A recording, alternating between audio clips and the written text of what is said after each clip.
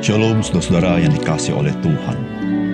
Pertobatan itu merupakan kasih karunia Allah kepada kita.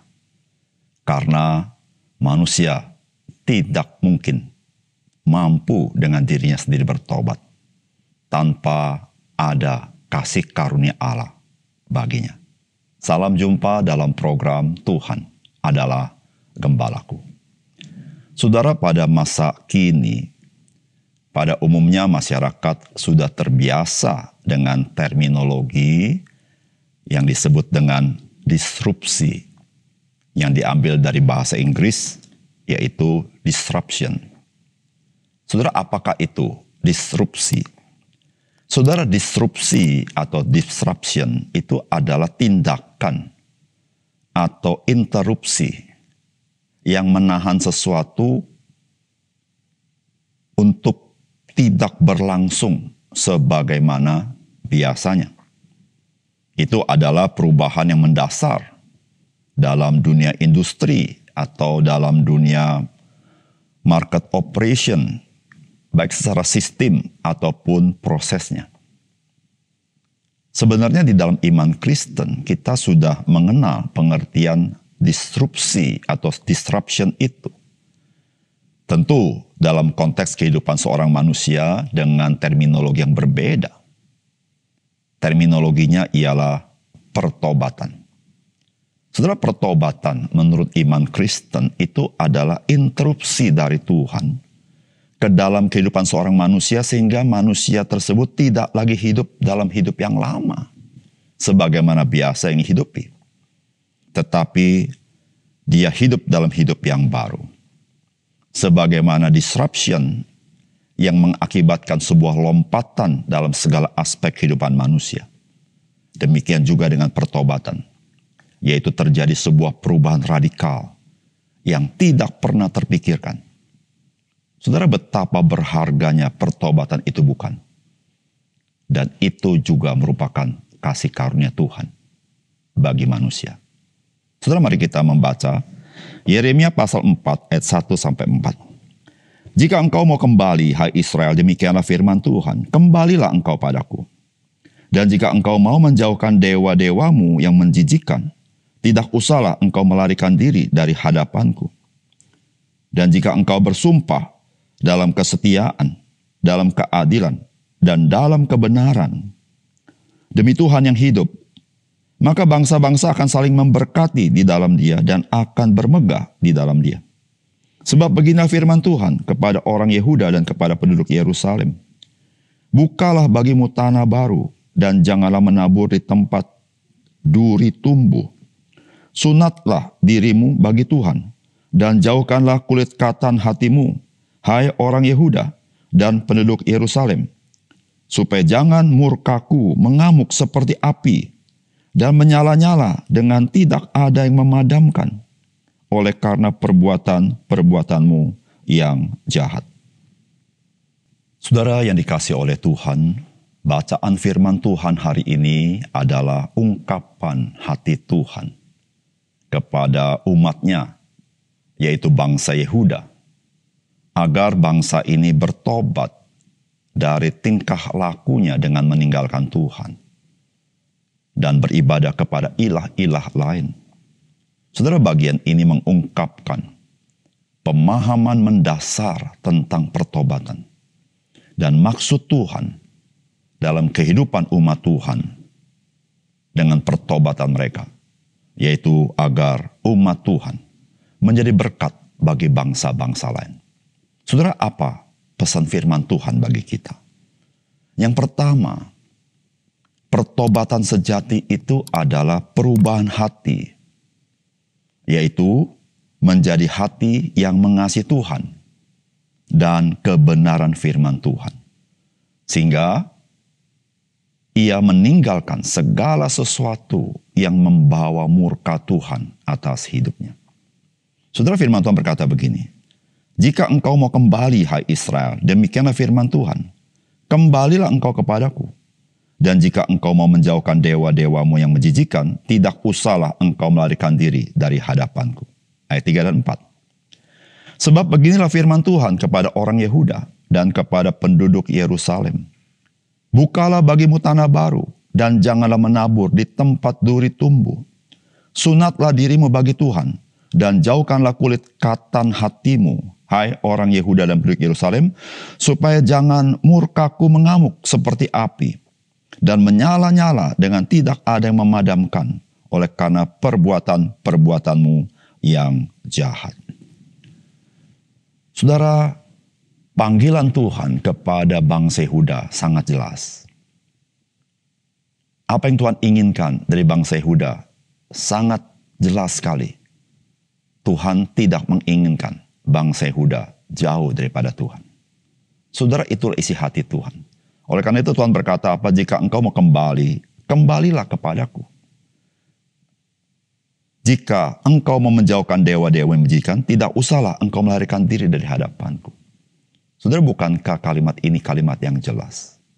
Saudara, berapa banyak daripada manusia di dunia ini yang berpikir bahwa Allah tidak mau menerima dia? Berapa banyak daripada orang-orang percaya yang berpikir ketika dia jatuh dalam hidupnya, Tuhan tidak mau terima dia. Saudara, Tuhan seperti ingin berkata kepada kita, jika engkau mau kembali, kembalilah engkau kepadaku. Namun bagaimana kita kembali kepada Tuhan? Itu yang sangat penting. Saudara, di situ Tuhan mengatakan bahwa kalau kita mau kembali kepada Tuhan, maka kita harus kembali seutuhnya. Di situ Tuhan berkata apa? Bukalah bagimu tanah baru dan janganlah menabur di tempat duri tumbuh. Artinya apa, saudara? Artinya, saudara, pertobatan itu berbicara tentang pembaharuan hati. Hatinya tidak lagi kepada kehidupan yang lalu, tetapi hatinya ingin melakukan sesuatu yang baru yang di dalam Tuhan. Alkitab katakan, sunatlah dirimu bagi Tuhan dan jauhkan kulit katan hatimu, supaya jangan murkaku mengamuk seperti api dan menyala-nyala dengan tidak ada yang memadamkan oleh karena perbuatanmu perbuatan yang jahat. Saudara, di sini berbicara hal yang sama. Jauhkan hal-hal yang jahat di hadapan Tuhan. Saudara, Tuhan Yesus pernah mengatakan di dalam Markus pasal 4 ayat 18-20 demikian. Dan yang lain ialah ditaburkan di tengah-tengah semak duri. Itulah yang mendengar firman itu. Lalu kekhawatiran dunia ini dan tipu daya kekayaan dan keinginan-keinginan akan hal yang lain. Masuklah menghimpit firman itu sehingga tidak berbuah. Ayat 20. Dan akhirnya yang ditaburkan di tanah yang baik ialah orang yang mendengar dan menyambut firman itu lalu berbuah. Ada yang 30 kali lipat, ada yang 60 kali lipat, ada yang 100 kali lipat. Saudara, dari apa yang Tuhan Yesus katakan, persis seperti yang Tuhan katakan kepada bangsa Yehuda. Saudara, ketika seorang mengalami pembaharuan dalam hatinya, maka saudara, apa yang terjadi? Yang terjadi adalah dia akan menerima benih yang hidup itu. Dan benih hidup itu mulai bertumbuh dan berbuah. Saudara, ketika seseorang hatinya tidak diperbaharui, maka saudara, ketika benih itu datang, masuk ke dalam hatinya, saudara, hatinya masih duniawi.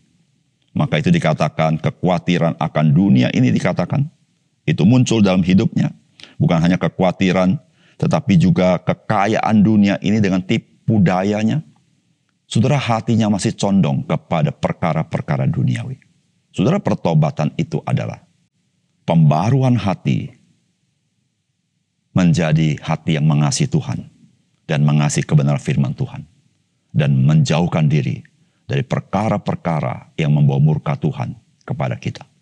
Saudara, apakah saudara sudah menjadi orang-orang yang berbahagia yang tahu bertobat dalam hidup ini sehingga kita mengalami betapa baiknya Tuhan yang memimpin kita dan memberkati hidup kita?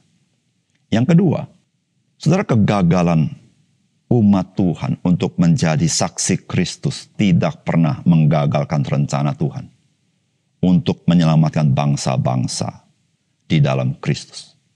Saudara, firman Tuhan berkata begini, dan jika engkau bersumpah dalam kesetiaan dan dalam keadilan dan dalam kebenaran demi Tuhan yang hidup, maka bangsa-bangsa akan saling memberkati di dalam Dia, akan bermegah di dalam Dia. Saudara, mengapa Tuhan memilih bangsa Israel menjadi umatnya? Apakah bangsa ini bangsa yang besar? Tentu kita tahu bangsa Israel pada masa itu merupakan bangsa yang kecil. Apakah bangsa ini bangsa yang signifikan? Kita tahu pada masa lalu bangsa Israel ada bangsa budak, bukan bangsa dengan prajurit yang tangguh. Apakah bangsa ini adalah bangsa yang setia? Kita tahu, saudara, bangsa ini adalah bangsa yang tegar tengkuk. Jadi apa kelebihan bangsa Israel? Saudara, tidak ada. Tapi Tuhan memilih mereka semata-mata karena kasih karunia Tuhan. Dan Tuhan memilih mereka karena Tuhan punya rencana untuk memakai mereka menjadi berkat bagi bangsa-bangsa. Namun saudara, bangsa Israel di dalam perjanjian lama kita mendapatkan selalu gagal di dalam melaksanakan panggilan Tuhan. Dan selalu gagal dan gagal lagi. Saudara, apakah kegagalan bangsa Israel menjadikan rencana Allah itu gagal? Tidak sama sekali. Saudara, dari firman Tuhan kita baca, Tuhan mengingatkan bangsa Yehuda bahwa jikalau mereka itu setia, mereka itu adil, mereka itu hidup benar, maka dikatakan, maka bangsa-bangsa akan saling memberkati di dalam Dia dan akan bermegah di dalam Dia. Artinya apa, saudara? Artinya bangsa-bangsa itu akan mengalami berkat Tuhan di dalam Tuhan. Dan di dalam Tuhan mereka saling memberkati satu sama lain. Bukan itu saja, mereka itu akan memuliakan Tuhan dalam hidup mereka. Itulah panggilan Tuhan kepada umatnya. Tetapi kita tahu, saudara, bangsa Yehuda jatuh dan jatuh lagi.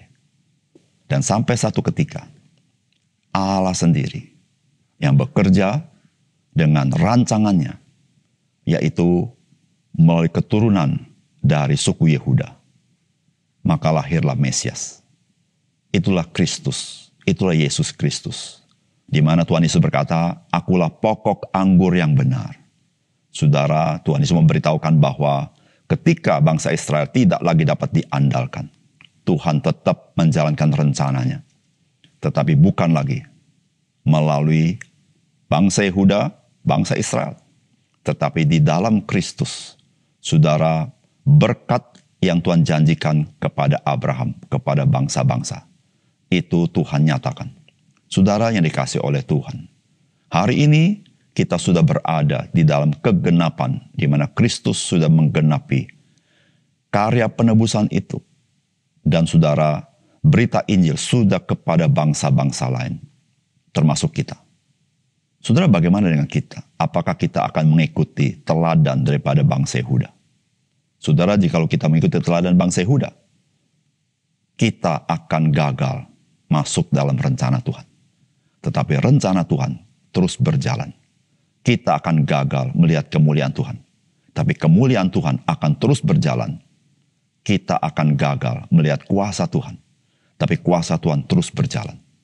Saudara, panggilan Tuhan bagi kita untuk menjadi saksi Kristus itu merupakan panggilan kasih karunia. Bukan panggilan supaya kita memiliki jasa, tidak. Tetapi supaya kita melihat karya Tuhan itu yang melampaui apa yang kita kerjakan. Sehingga kita boleh bermegah di dalam Dia. Saudara, mari kita berdoa. Bapa surga, terima kasih untuk kebenaran firman Tuhan.